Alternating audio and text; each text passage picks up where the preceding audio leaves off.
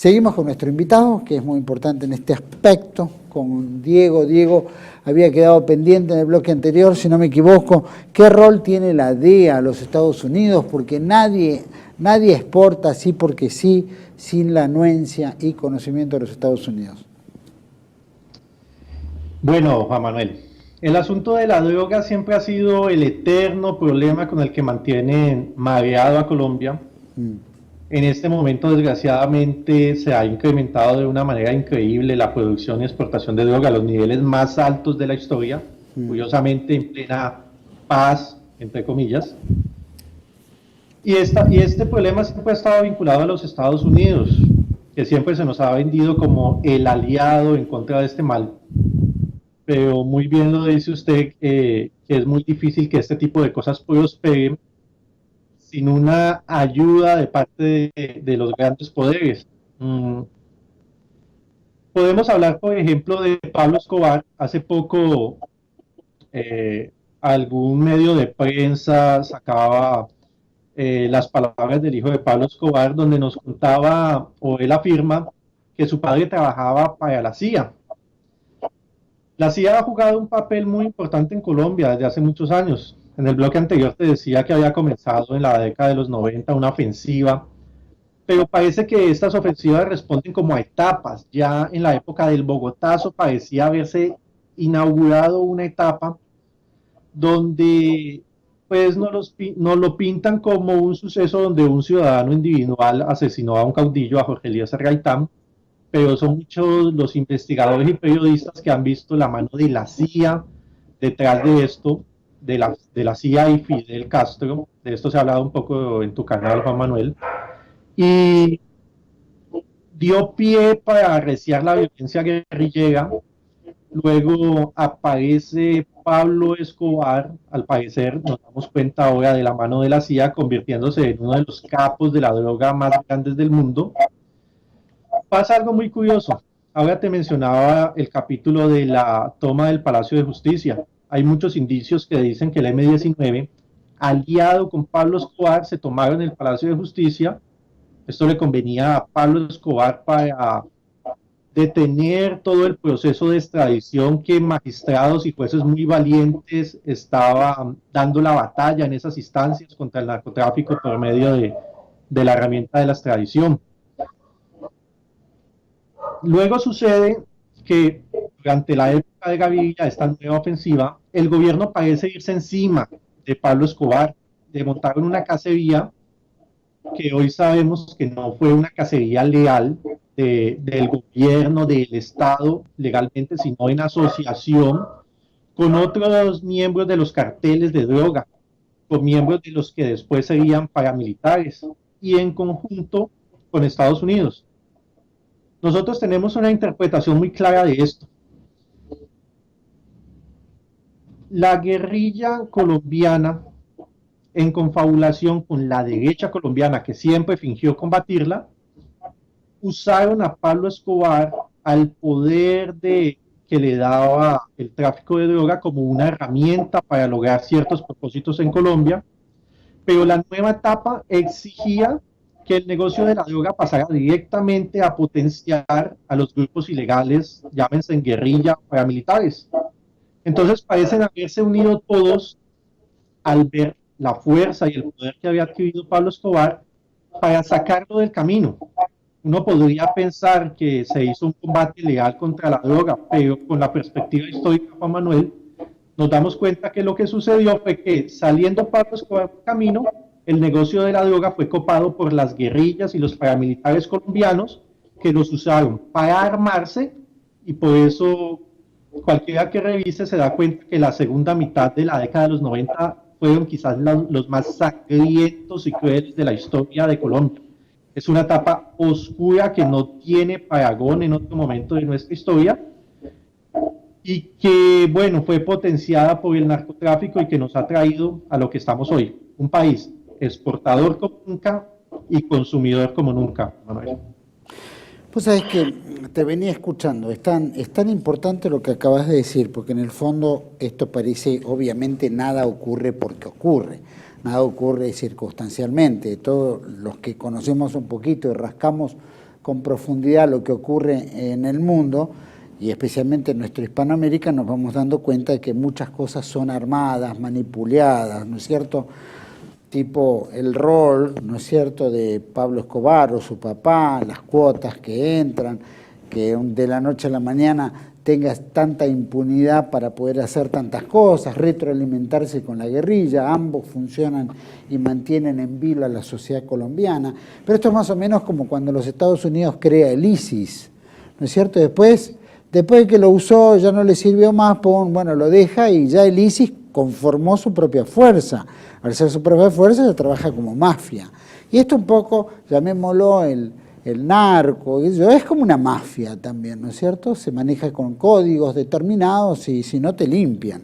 De la misma manera pasa con la guerrilla, ¿no es cierto? Tomaban gente, lo hacían trabajar, el que no trabajaba, pum, lo cepillaban. La justicia, capaz que la justicia hasta ese momento en Colombia era incorruptible. Sin embargo, había que decapitar a toda la justicia, porque tienen que entrar jueces afines, pero jueces afines que son buenos también para la guerrilla, pero también son buenos al narco y también son buenos a los intereses internacionales, porque son los que manejan al final de cuentas los hilos. Entonces, también tenés las banderas falsas, todo lo que parece que es pero que no es, los fake news, ¿no? Las noticias, ¿no es cierto?, falsas en este aspecto. ¿Vos creés que en este hay, porque ya que nosotros hemos trabajado un poquito los Illuminati, el trabajo oscuro, vos ves que en toda nuestra Hispanoamérica un poco ha pasado eso? En Argentina no era consumo de drogas y pasamos a consumir drogas, y ser exportadores y productores, una cosa insólita, desde que viene la, entre comillas, democracia con Alfonsín en 1982, desde la caída de Puerto Argentino después de la Guerra de Malvinas. Lo vemos también en Brasil, lo vemos en Uruguay, la legalización de la droga. Entonces empezamos a ver cómo se puede destruir las sociedades para que las sociedades se endeuden al mismo tiempo, se corrompan al mismo tiempo y bueno, y sean manipulables por ese poder mundial.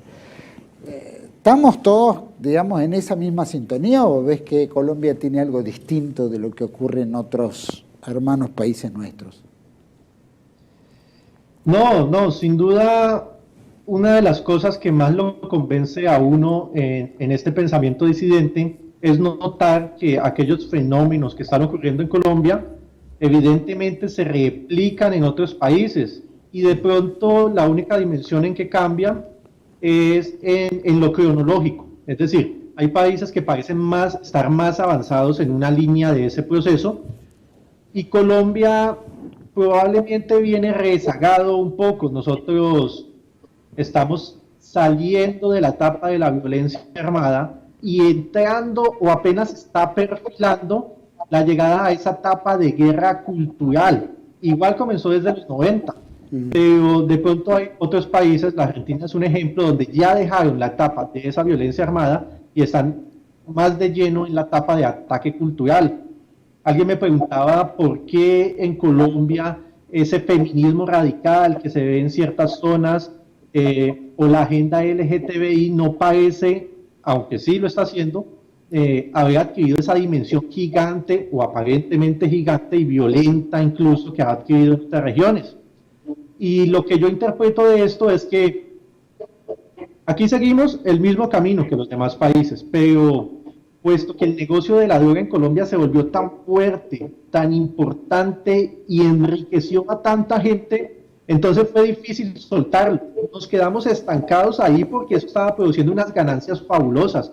Miren, nosotros tenemos presidentes que todo el mundo sabe porque se demostró que fueron elegidos con dinero del narcotráfico en sus campañas. Hablo específicamente de Ernesto Samper. Y bueno, siguen por ahí como si no pasara nada, pero ahora de pronto con este proceso de paz, sí, definitivamente vamos a seguir avanzando en la línea en que otros países ya van más avanzados y que lo llamamos más pasar de la guerra armada a la guerra cultural. Aunque aquí todavía hay violencia, aunque aquí todavía hay hombres armados en la selva y están haciendo bastantes estragos aún, pero se ve que vamos a pasar ya por el portal de la guerra cultural y sí, efectivamente alineado con lo mismo que está pasando en muchos otros países del mundo y de la región. Diego, me encantó esta entrevista, creo que sirve para dar como puntapié para que la gente conozca Razón Vertical, que es un sitio web un canal de YouTube muy valioso. Creo que da información clarísima, es muy didáctico, la verdad que es muy didáctico, he seguido varios de los temas con gran profundidad y la verdad que te felicito de verdad. Tenemos muchísimo para hablar, creo que va a valer la pena tocar varios temas en un futuro muy cercano, vamos a ver qué reacción tienen nuestros televidentes, vamos a llamarlos televidentes o cibernautas, no sé cómo se les denomina, todavía pasaron 7 años, todavía no sabemos cómo llamarlos, pero ellos vienen, no los llamamos, vienen solos, así que te agradezco, Diego, enormemente y bueno, vamos a seguir profundizando en algún otro programa porque vamos a agarrar temáticas puntuales, porque Colombia es un misterio, ¿no? Para mí la quiero mucho y sé que ha dado tanto en la cultura, ha dado tanto en tantos aspectos que merece reconocer esas virtudes que tiene Colombia que la mayoría de los hispanoparlantes desconoce y que solamente en las noticias son las noticias de los grandes emporios mediáticos que son los que ensucian a países, destruyen a países y es lo que nos traen a esto. Así que te agradezco enormemente que nos hayas aclarado muchos de estos puntos. Gracias a usted, Juan Manuel, y a todo su equipo de trabajo. Muy amable a todos ustedes, por supuesto quiero agradecer enormemente a Diego, obviamente. Acá tratamos varios temas muy importantes, ¿no? Como la justicia, la política, la economía, las finanzas. Nosotros ya sabemos que esto es así y que está todo sucio. Que la democracia que vino, la democracia que se está jugando es una democracia ficticia, es de mentira. Es una democracia que ha venido desde el año 70 y tanto, 80, toda viciada con intereses particulares. Primero porque hay que reducir la población, ¿no es cierto? El memorándum 200 de Henry Kissinger, lo que era la organización esta panamericana, donde todo estaba mezclado, donde hay una democracia que ya no es la democracia, no responde a los pueblos, donde la droga, el dinero, las finanzas, ¿viste? Ya tomaron un poder enorme, donde la mayoría de las campañas políticas acá en la Argentina y en toda Latinoamérica está bancada por el narcotráfico.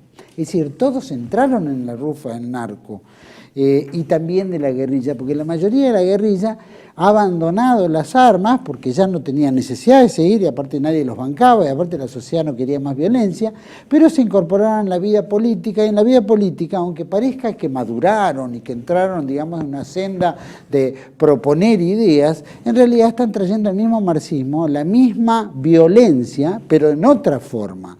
Lo mismo que decía Clausewitz, ¿no? La diplomacia o la guerra es la continuación de la diplomacia o de las relaciones. Bueno, ellos el marxismo lo han mutado dentro de la democracia y aunque se han torcido y se han vuelto lo que realmente es la izquierda y la derecha que un poco nos planteaba el amigo Diego Cortázar, es decir, que todo es lo mismo, se empuja hacia un lado o hacia el otro, pero los dos son iguales. Como bien decía, no hay espacio para una tercera posición, o por lo menos por ahora no la hay, o por lo menos hay que trabajarla para que la haya. Pero en realidad es eso, ambos se dan la mano, ambos trabajan. Estos de guerrillas que se adaptaron a la vida democrática están imponiendo el mismo sistema totalitario que era en aquella época. También el sistema político hispanoamericano se ha social democratizado, o sea, es un ni, es bolchevique, zurdo, progresista en lo cultural y económicamente siempre son capitalistas porque a todos les gusta la guita. Y la realidad es que en esta política a nadie le interesa el pueblo. El pueblo no existe, el pueblo está simplemente para votar porque le llenan la cabeza y lo bombardean con todos estos fondos mediáticos, estos medios de comunicación globalistas, que en realidad son parte de la rufa, son parte del sistema, son parte del negocio. El negocio es eliminar a la gente, el negocio es que siga y se concentre esa riqueza y ese poder en pocas manos. Esas pocas manos es el sionismo internacional, esas pocas manos son la masonería, ese sionismo y es, como hablaba el general Perón, ¿no es cierto?, todo este grupo de conglomerado, ¿no?, sinárquico, que es el que gobierna el mundo. Eso es lo que quieren, nos han empujado, nos empujan y nadie está exento de eso.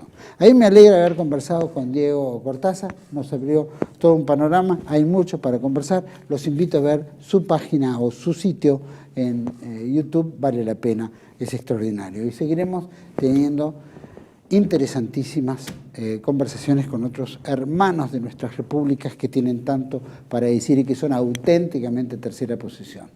Los espero en otra entrega aquí en Contracara. Por TLV1 toda la verdad primero. Gracias.